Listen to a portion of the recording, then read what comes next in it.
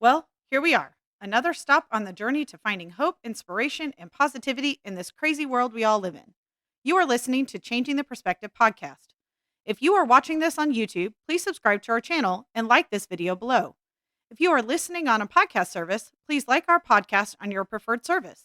No matter how you choose to hear this interview, we are grateful you are following us on this journey. New interviews will be released weekly and cover a variety of topics that all bring a situation of struggle that end in positivity. Maybe you can relate to an interview topic, or maybe you just need some hope and inspiration. Either way, enjoy. Hey, everyone. Welcome back for another interview of Changing the Perspective. Today, I am here with someone I met online and connected on a kind of social media group, really just touching base and building a community around the people that are trying to podcast, specifically women, and supporting that community. And she came out with something on that post that I was like, whoa, like you don't hear about this very often. I was excited to bring her on. So today we're talking to Natalie Vecchione. Is that right? Vecchione. Vecchione. That was close though. That was close. I even asked before the interview.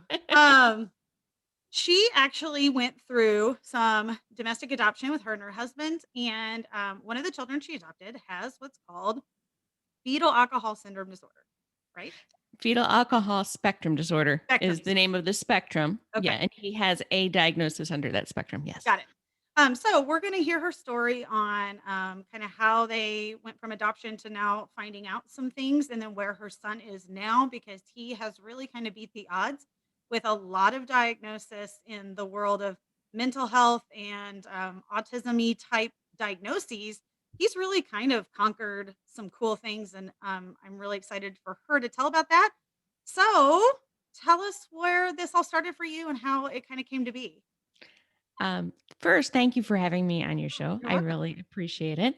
So, my husband and I, we adopted both of our kids, domestic adoption. Yeah. Our son, we adopted when he was 2.5 weeks old, Okay. and we did not know about his having a fetal alcohol spectrum disorder until he was almost 15 years old.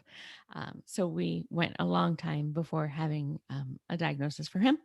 A little bit about our family. We also adopted, we have a daughter who is 5.5, and ours is a very open adoption with her birth mom. Actually, her birth mother was one of our son's babysitters and one of my flute students when we were living in Philly. So we have two very different domestic adoption stories. Our son's adoption was closed. We have very little information about his birth mom and no information about his birth dad. So we adopted our son when he was 2.5 weeks old. He was considered special needs adoption because he was born with quite a few medical issues, which we later learned were related to his prenatal alcohol exposure and his lack of prenatal care. So he was had different diagnoses. We were living in Philadelphia at the time.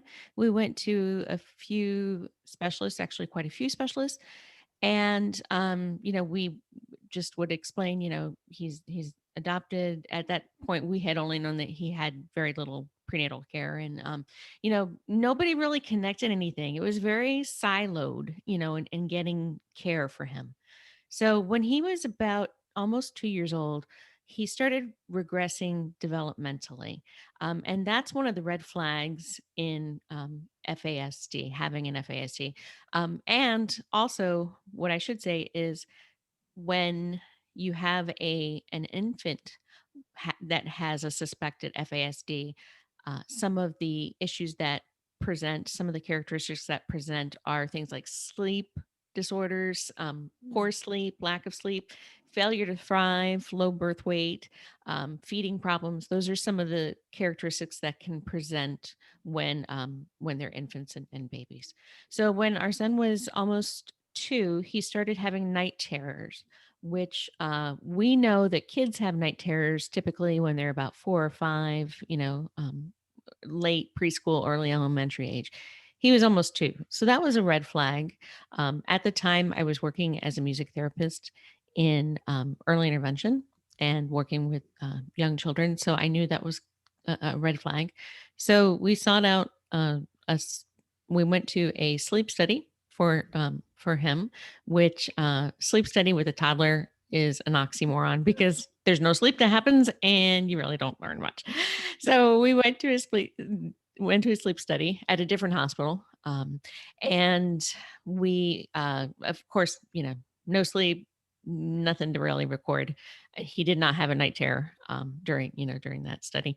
So my husband and I went in, and we had our son. I had him on my lap, and the pediatric neurologist who was supposed to review the results with us came in the room. It was a teaching hospital, so he had quite a few medical students with him. And again, this was back in the early 2000s. I believe this is 2004.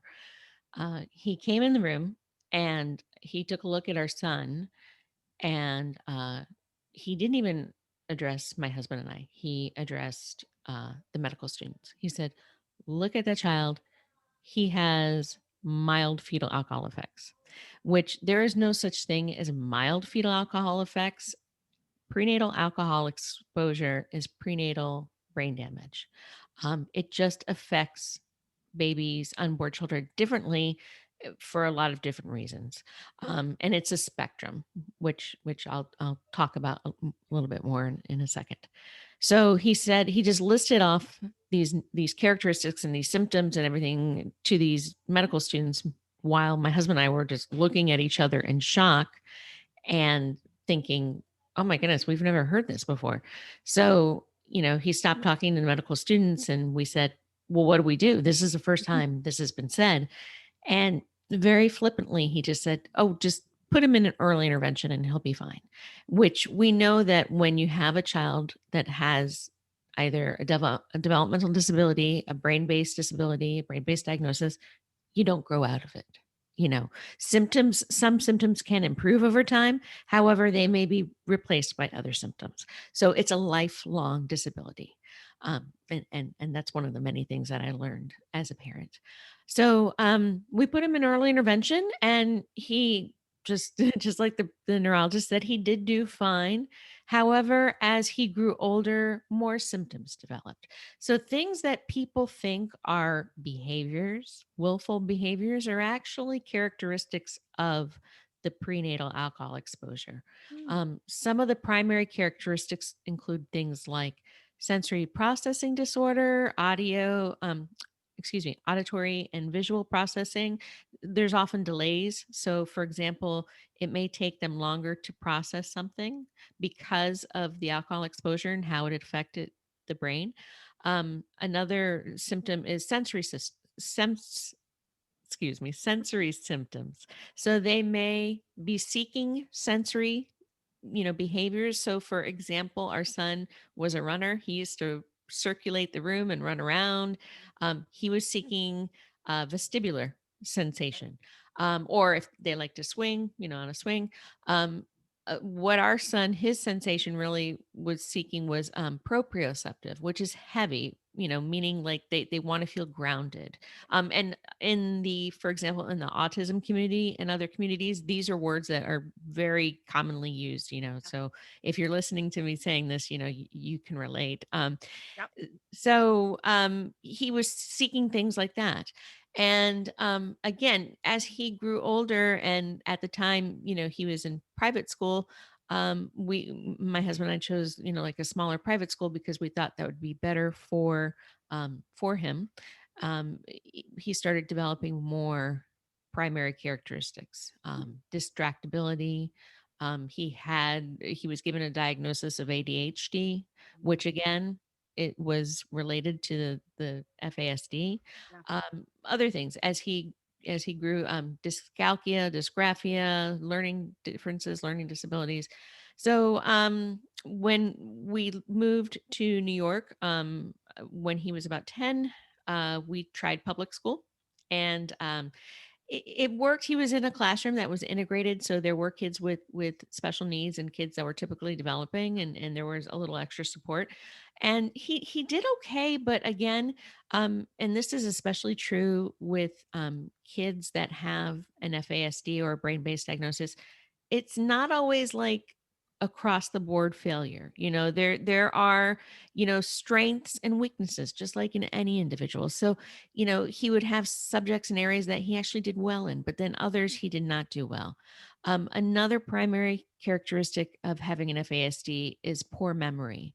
And that's because of the alcohol exposure, there is damage to having short-term memory going into long-term memory. Mm. So they would teach him a concept and one day he would be able to recall it, but then the next day he wouldn't be able to. Ah, And I learned about that, especially in homeschooling, about how, the brain works, and how there needs to be accommodations for that. So he was getting more frustrated because, some things he was able to remember, but yeah, then some things he couldn't. And right. teachers were saying, oh, well, he's just not studying or anything. And no, we studied, an hour for it. So he was just about middle school age when we decided to pull him out of school and to begin homeschooling Okay. because we noticed he had more needs that the district was not able to accommodate well, or at least what we felt like was not a good accommodation. So we decided, actually, for me, I was working part time and I loved my career. I was a music therapist, I was presenting around the country, just doing great things. And my husband and I decided that it was actually better for us to homeschool him versus me working and paying private school tuition, for a Yeah, school. It's yeah, like an Ivy League tuition. My goodness, it really is, for schools for kids that have learning differences and whatnot. yeah. So I started homeschooling him, and I realize now, as an FASD parent advocate, that was an accommodation, and Right. it is, and many uh, kids that have special needs do well with homeschooling because it's individualized. It's, Mhm. you can homeschool if there's days that they're not having good days, you can, accommodate, you can change it. There's just so many benefits of homeschooling. So we started homeschooling, and at that time, we also adopted our daughter. A very different adoption journey. Again, open adoption. We were there for her birth. I cut her umbilical cord. It was amazing. So, like Yeah, night and day, kind of two different, very different parenting experiences. yeah. So shortly after that, our son started developing more mental health type of symptoms, things that we thought were, again, just things that we thought were, you know, we didn't know what to think actually. Um, Depression, self harm, Mm, things like that. yeah, And anytime my husband and I would bring up to different specialists or practitioners, hey, we were told when he was almost 2 that, they believed that he was exposed to alcohol. Could this be related? We were always told no. wow. Nobody, and we had seen so many different specialists for so many Yeah, different things. yeah. No, they told us no. So, in 2016, we moved to North Carolina. My husband took a new job. We moved to North Carolina, and shortly before we moved, I read this amazing book. I'm going to hold it up and show you, Yeah. and it's definitely one I would recommend. And I'll give you the link for it. It's called "Trying Differently Rather Than Harder: Fetal Okay. Alcohol Spectrum Disorders," and it's by Diane Malbin. And essentially, it's really like the book to learn about how FASD is a spectrum disorder and it's a brain based disability that requires accommodations. Okay. I read the book. That's not my original copy. I have like 5 copies of it. That's the one I use, like, during Yeah. podcasts. But I read it. I must have put like 50 post-it notes in it. And then I bought a copy for my husband. He read it and we both, it was like, yes, this is what our son has. Okay. So when we moved to North Carolina, my husband found a wonderful FASD consultant Mm, who, understood, believed yeah. us, this, yes. And she referred us to a psychiatrist, an adolescent psychiatrist who Oh, worked with youth that had either FASD or trauma, foster care, adoption, yeah. different, what we call hard places. They, coming from hard places. So she, recognized that he had an FASD, and also recognized that what we were seeing was actually the beginning of bipolar disorder, which Mm, is very common in brain based diagnoses to have a okay. mood disorder. And with FASD, it's extremely common. I believe the estimate is about 90 to 93% of Wow. people that have an FASD have a related mood disorder. And again, Yeah. that's because of the brain damage and because of the brain functioning. And it's not always bipolar. It, can be things like depression, anxiety, it's a multitude, but there is that connection. So Mm, we learned about that. And our son needed to be hospitalized because he was we were worried about him hurting himself. So he had become hospitalized. mhm. And that, I think, for me, was the beginning of changing our perspective, changing our lives, really. Mhm. It was a very dark place for me. My faith, we heavily rely on our faith. We know that God is bringing us through things. So in that like dark moment when our son was hospitalized, I really just felt like uh, this was the change that was going to start happening in our lives. Of okay, now you know what's going on. Now we start moving forward. So shortly before our son was discharged, we received a phone call from the hospital saying, okay, these are his diagnoses and discharge plans and whatnot. So I'm writing these down, and you know, my our daughter was with my husband. He was taking care of her while I was taking these notes. And the first thing they said was bipolar disorder, which we knew, and that was why he was admitted. And then the second diagnosis was fetal alcohol syndrome, which we finally got on paper. And not only, and fetal alcohol syndrome is considered one of the more severe diagnoses under the FASD umbrella. Um, Other diagnoses include partial fetal alcohol syndrome, alcohol related birth defects, neurobehavioral disorder associated with prenatal alcohol exposure, and alcohol related neurodevelopmental disorder. Those are five of the diagnoses that fall under the fetal alcohol spectrum disorder umbrella. Okay. So those are really important to know for your listeners or for anyone out there, because there are different diagnoses and they present in different ways. But again, they're all caused by the same thing, which is alcohol. So once we received that diagnosis, we started like gradually training, learning, taking webinars, taking classes, and at the same time trying to find, the one practitioner had retired, so trying to find another practitioner who worked with both brain-based diagnoses and mood disorders. So things just started developing and coming together, and I realized that with our son, I realized that in addition to being his mom, I was really his advocate. Mm, And so many parents out there are, yeah. we're put into that position because there's really, besides other parents, there's really no other people that understand our journeys. Yes. So I started, advocating little, and it started growing. I was Mhm.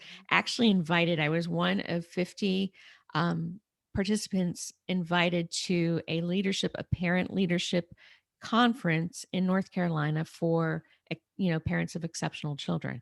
It was amazing, and that really lit the spark of advocacy in me. And then I volunteered for a couple of nonprofits, and Mhm. I just started while our son was starting to become more stabilized and starting to see, we started to better manage his symptoms. Mhm. I started to find myself saying, okay, this journey is very isolating and we need to help others with this journey. Yeah. So during homeschooling, another wonderful thing that happened was that we learned that our son had a gift of a couple of gifts. Really, he loved computers and computer coding, Yeah. which a lot of kids that have brain based diagnoses do. Okay. Especially on the autism spectrum. Computers, computer coding, anything like that is very. It's a strength. It's a very much a strength. Yeah. Our son also, we learned he was a woodworker and a carpenter. which Mm. is amazing. And the table that I'm interviewing, you're interviewing me from, it's not a table. It's actually a custom made desk that our son made for us last Christmas. Yeah. When we found out he liked, loved actually carpentry and woodworking, I kind of went on a journey to find a couple of apprentice teachers that could teach him since we were homeschooling. I didn't know anything about carpentry. Yeah. Um, so besides what he could learn on the internet and everything, we found a Yeah. couple of wonderful carpenters who Mhm. took him in and like one-on-one did apprentice, and one of them still works with him today, even though he's done with homeschooling. It's like a Um, high-end, shop class that you don't yeah, get in the public school. exactly, it was amazing. It was almost like Yeah. old fashioned, when you hear about like hundreds of years ago when these young people would go apprentice with somebody. Yeah. That's exactly what he did. And it was so cool. And he's still doing it and he Awesome. loves it. It's We joke that's like his vitamin. Yeah. He goes to his apprentice teacher and he just flourishes and it's amazing. So he graduated from homeschool last year, and we started homeschooling our daughter, who's now 5.5. Homeschooling for different reasons. Mhm. One of another perspective change that we had, another kind of change in our life, in addition to homeschooling, was when we learned he had his diagnosis. We were living in a very nice suburban area of Raleigh. But we were starting to be isolated because people kind of like we were that family. Yeah. And when you are in a neighborhood where you don't have many of those that families, say it with quote, then it becomes even lonelier. Yeah. So our son also loves dirt bike riding. Our daughter loves the outdoors. So we went from a very hot real estate market in Raleigh to about 30 minutes south of Raleigh. We live off of a farm access road, Oh. and in a rural county. And we love it. We have almost 4 acres of land. We have a couple of workshops that our son works out of, Yeah. one of which is detached, and one of which we are going to convert to a tiny house for him someday.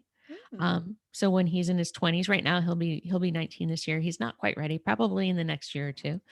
But for now, and when we moved into this house, we call it the funky farmhouse. When we moved here, almost actually, when we moved here 3 years ago, it'll be 3 years next month.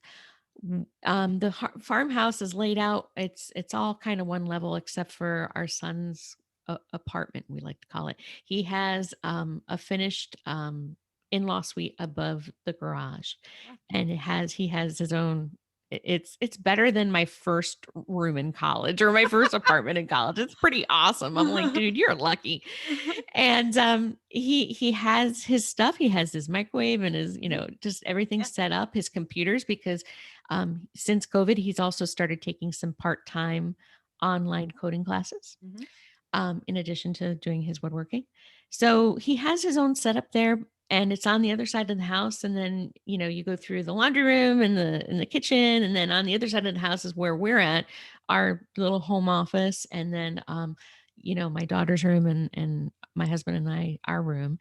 And it's a perfect format for us. It's a perfect layout for us because again, he has what we call interdependence. He Mhm. has his own space, he has his own stuff, but when he needs us, he gets us. Mhm. And that's another thing we embraced. And that's a huge shift in Yeah. perspective is going from, okay, our child may never be fully independent, Mhm. but let's try to make it to see how independent he can become. And a funny story that accompanies that. So out here, a lot of farmers kind of have over the years sectioned off their lands and is given it to their children and stuff. So we have our neighbors across the street and our neighbors down the street from us are there, had farms that have slowly, gotten Mhm. down in size, because they've given, parts off to their generation. It's a generational type of thing. It's actually pretty common out in rural areas, which I think is really cool, actually. Yeah. So, our daughter is she is so like high strung, high spirited. She's bossy. We joke, we call her Bossy Pants. And she knows that we're going to convert one of our workshops into a tiny house for our son someday. And one day we were outside talking about it. My husband and I were talking, and I think our son was riding his dirt bike. And she said, Mom, let me tell you about the house I want you to build for me someday. And Oh. I just thought that was so cool because she's like, well, I'm going to have a house too, right? And I'm like, absolutely. So it's really cool. We really just, this whole journey changed how we parent because we parent our son, meeting him where he's at, Yep. focusing on his strengths and supporting his needs, and also recognizing that what we used to think were behaviors are actually symptoms of something. Mhm. So it really requires us to be like a detective, Yeah. and we homeschool our daughter for completely different reasons, but and she has homeschool classes and homeschool friends and everything. So Mhm. two very different journeys. Yeah. Um, but I think the biggest takeaway from this journey and why my husband and I started FASD Hope, which is a podcast and a website, um, we want people to know that they're not alone on this journey and that there's hope on this journey.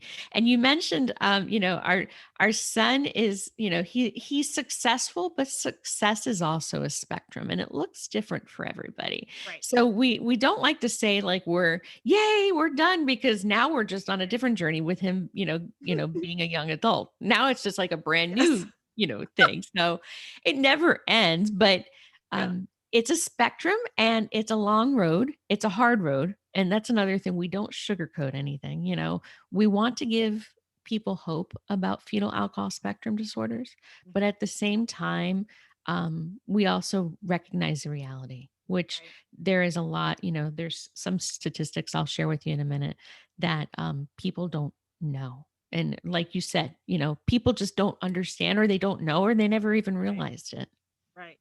I mean, I we interviewed one of my past interviews was with a one of my good friends. Her son is now 17 and he is Asperger's. So he is, far autism spectrum. But to ask what does his future life look like, it's a little unknown and it's a little so seeing that your son was already doing this workshop apprentice, he's going to college. He's on the autism side, but still the spectrum of a disability Yeah. tends to limit their future potential. Yes. And So we have to so create yeah, it.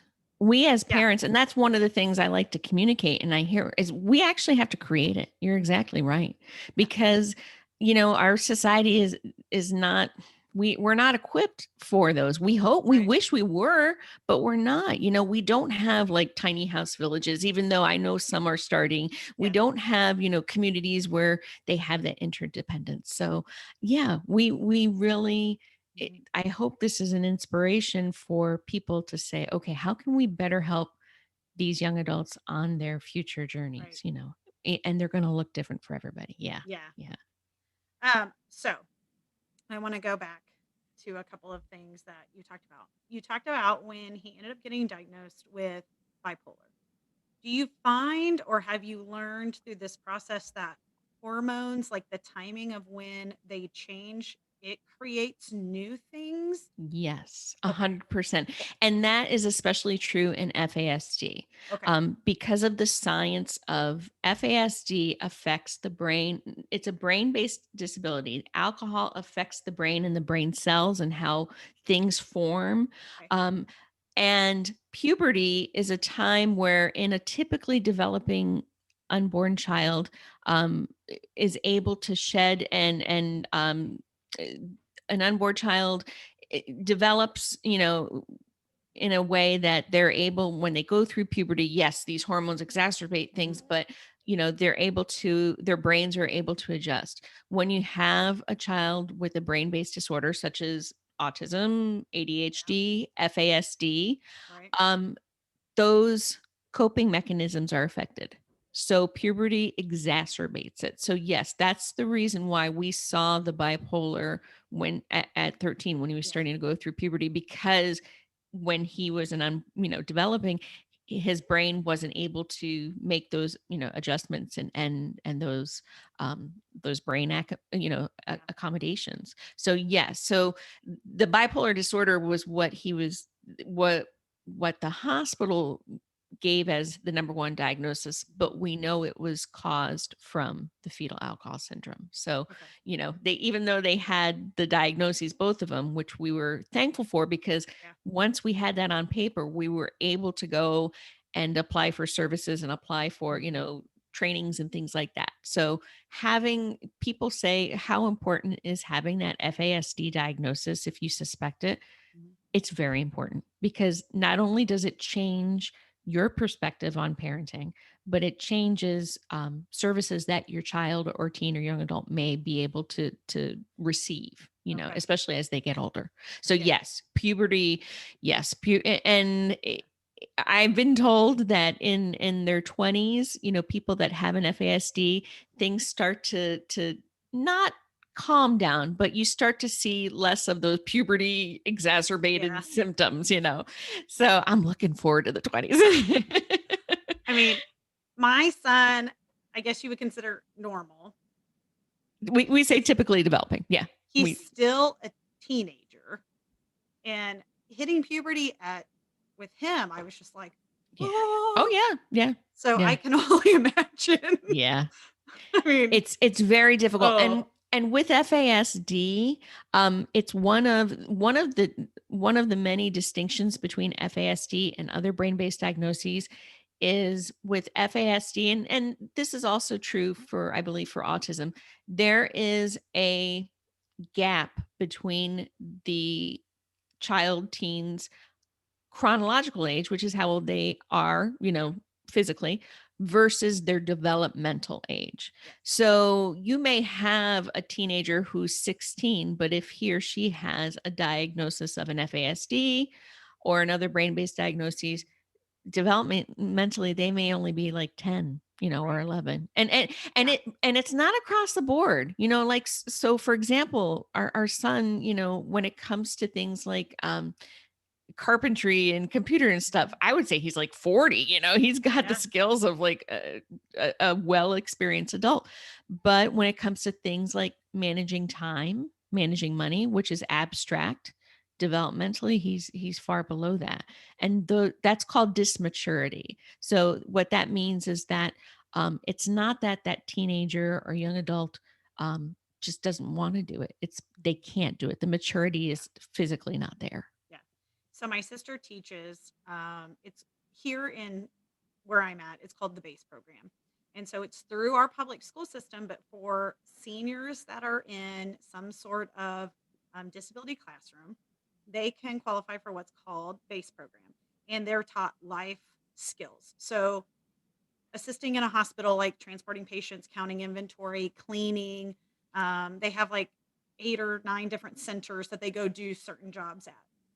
You have to qualify for it. But she would, in talking, like, oh, today we had a student that, and she would kind of give an example of what happened.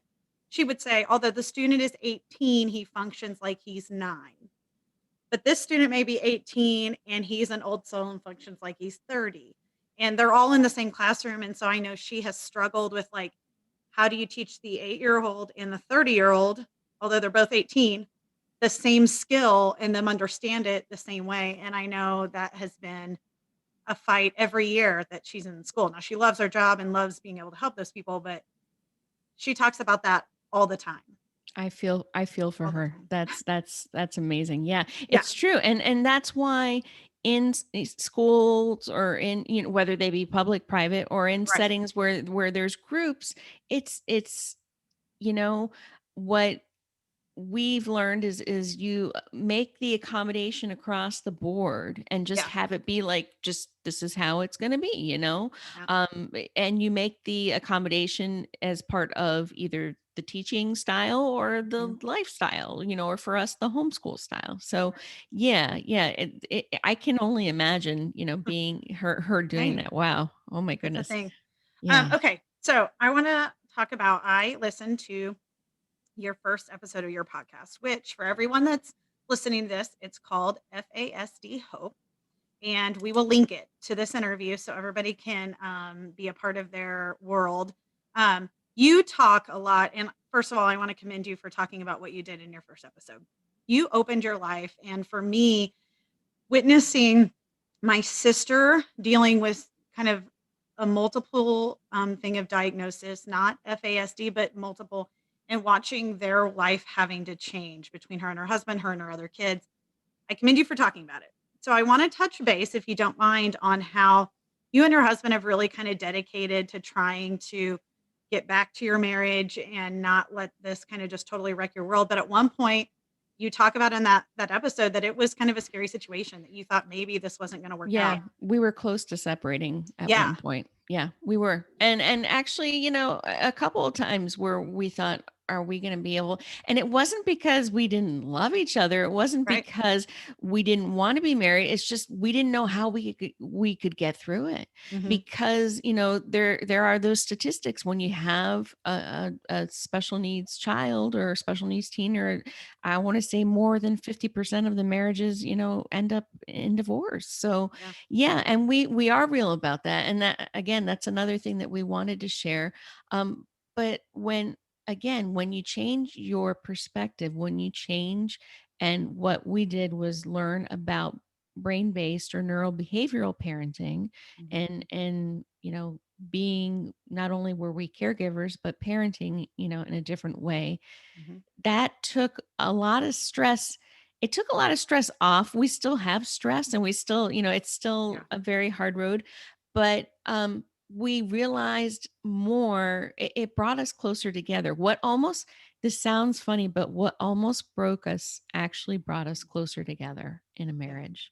And I have to say, I wish my husband and I had date nights. Oh my goodness, but we don't. I would love that. However, we savor the moments when we can. So, like, Hmm. if our son is on the Xbox with his friend and our daughter is FaceTiming a friend or something like that, and we have a half hour, we eat dinner, or we eat lunch, and we just have, conversation. Or Hmm. when both kids are asleep, we do some watching of some reruns, or Yeah. binge watch something. And our faith, again, is also very important to us. We pray together, and we started this FASD Hope venture together, and again, doing this has actually brought us together too. Yeah. Because, like you were saying, you're joking about your husband being the tech guy. My husband's the tech guy Yeah. too. So it's pretty Yeah. awesome. Thank But goodness. yes, we're thankful to our husbands for being Yes. tech guys. I'm just putting that on the record.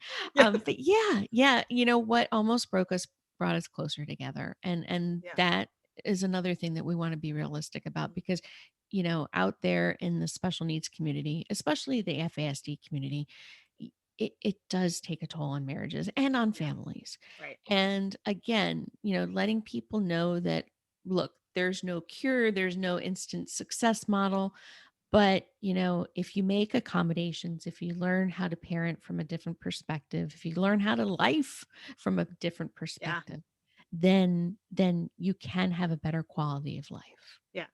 You also talked a lot about self-care, and from the standpoint of when you said, "I cannot take something else," your husband would take it for you. Yes, we pass the baton. Yes, and I 100%.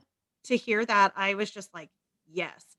And, part of me said I was a single parent for a while, so not just between spouses, but do you have a support system where you can call your friend and go, "I just can't do it today," and Yes, your friend yes. can take the weight for a while, or a parent, or anything. And that's why I also recommend a support group, Yeah, whether it be an FASD support group, which we list on our website if you visit and we'll fasdhope.com. link that as well.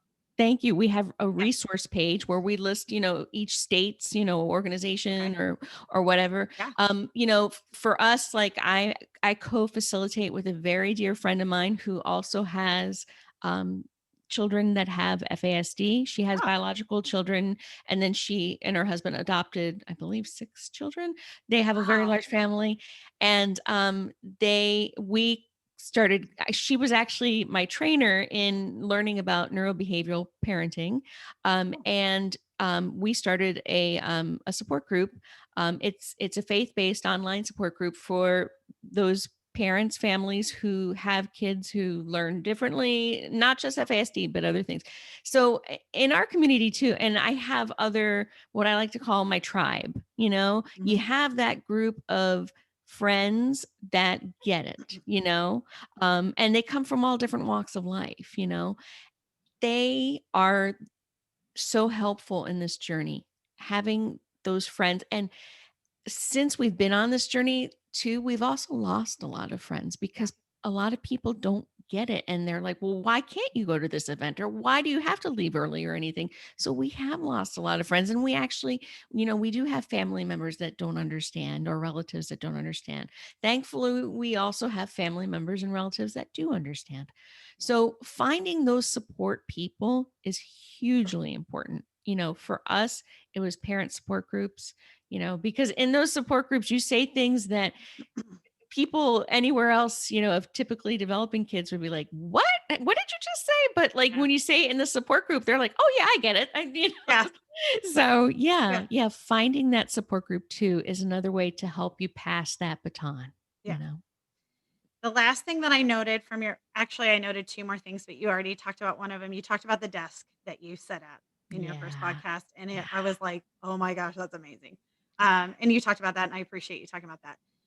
You talk about humor, and it was funny. It caught my attention because we have an amazing family friend. She has Down syndrome, and she is interdependent at a extension of their home as well. In her apartment, although it's not really a true apartment, it is her apartment. And she posts sometimes on Facebook and she calls them Heatherisms because her daughter's name is Heather.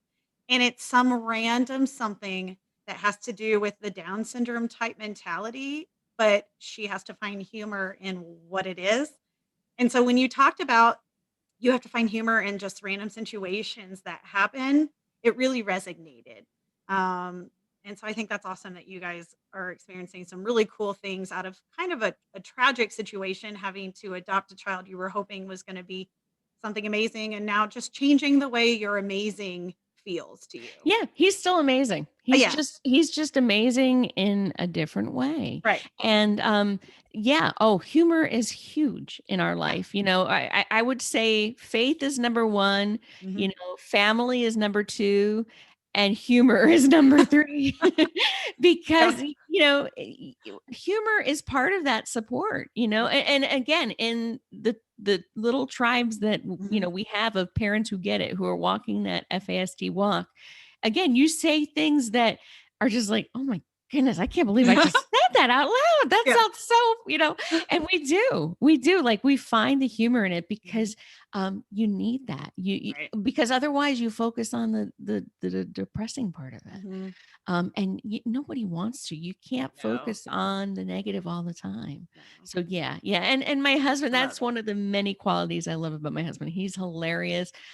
His brother is actually a stand-up comedian. Oh, Yeah, yeah, Mike Vecchione. Check him out. He's awesome.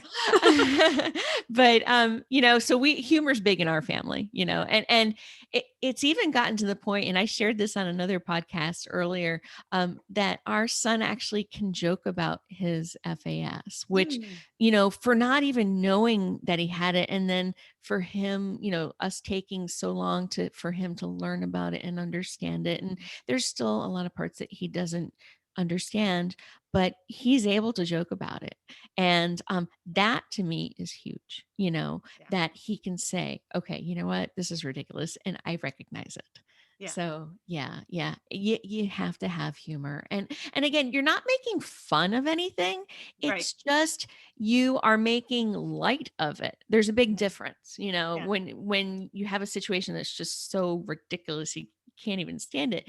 You're not teasing. You're just saying, "Hey, isn't this ridiculous?" And just appreciating it, yeah.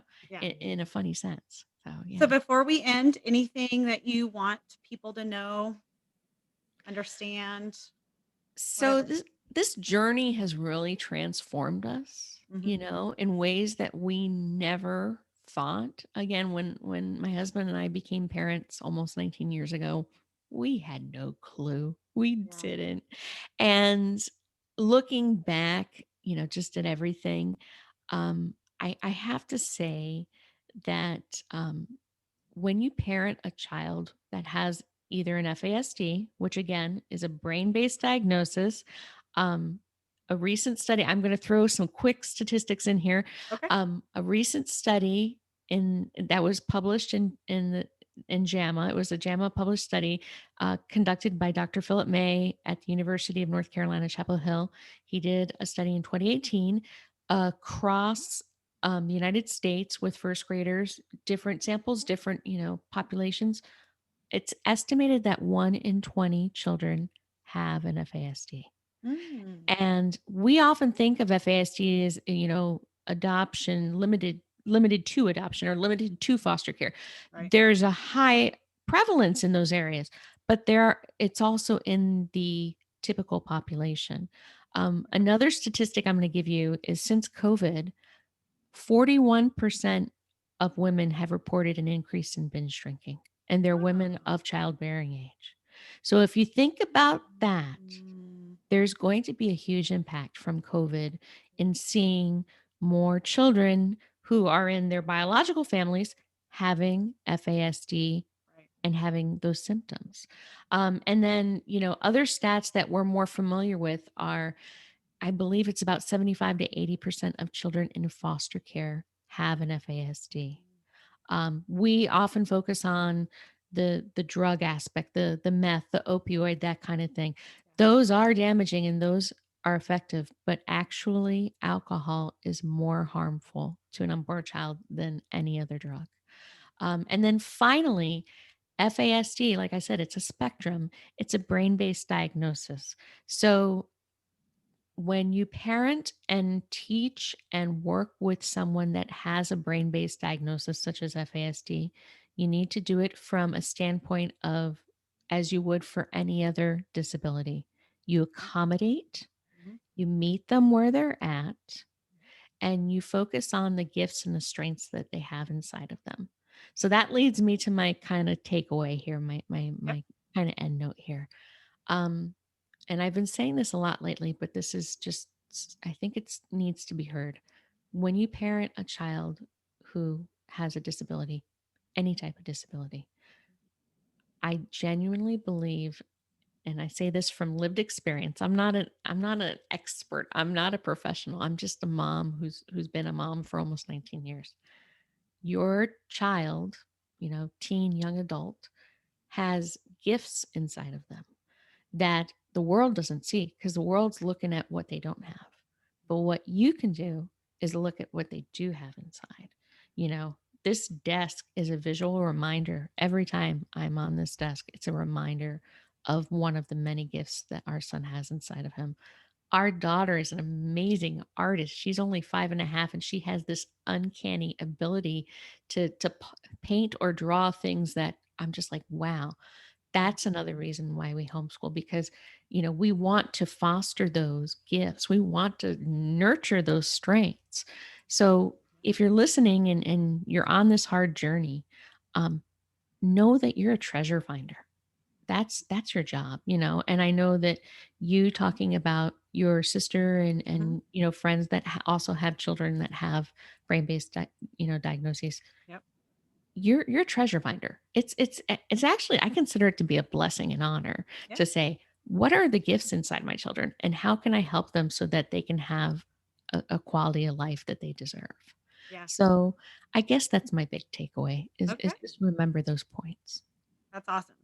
We connected on that podcast. I will make sure that, or on the podcast community group, I will make sure that we link the FASD Hope podcast and website to this interview description because I think people could benefit just from learning a little bit more.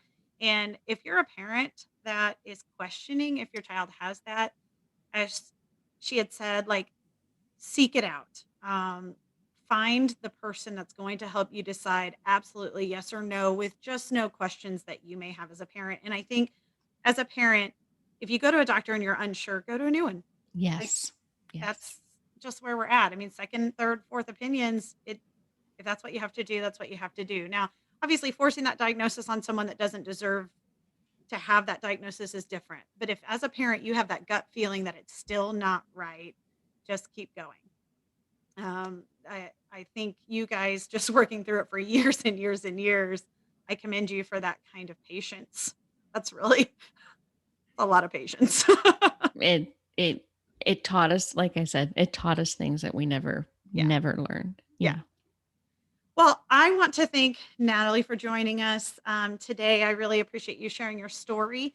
And if you are just a little unsure on if your child has this, reach out to some of the resources that they have attached to their podcast and their website. They really share a lot of great information and community support type information. You would just, you would be pleased probably by what you would find on that. And I'm thank you for setting that up.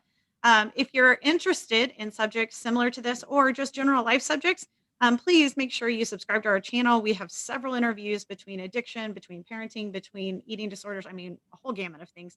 We would love for you to just check it out. And we will catch you all next time. Bye. Bye-bye. Thank you.